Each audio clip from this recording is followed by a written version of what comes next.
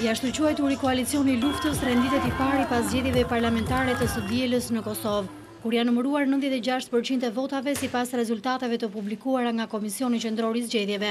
Koalicioni PDK-AK-Nisma ka marrë 34.3% të votave, I ndjekur nga Lëvizja Vetëvendosje me 26.8% dhe koalicioni tjetër I madh LDK-AKR Alternativa, që ka marrë 25.7%.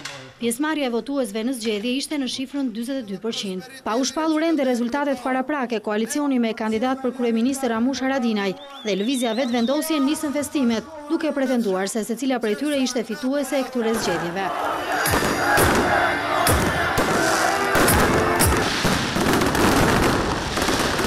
Për Haradinaj, zgjedhjet ishin më të mira të realizuara deri tani në Kosovë. Kosova ka vendos, ka votu, janë zgjedhjet më të mira që I kemi mbajtë, po ashtu Kosova sot ja ka dhënë fitoren koalicionit tonë PDK-AK-Nisma.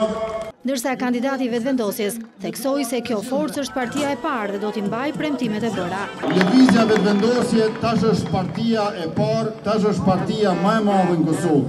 Nga këtu unë ma bëj me dije të gjithë qytetarëve se e kemi marrur mesazhin e tyre dhe I sigurojmë se do t'i mbajmë premtimet tona që dolën nga 40 prioritetet e Republikës.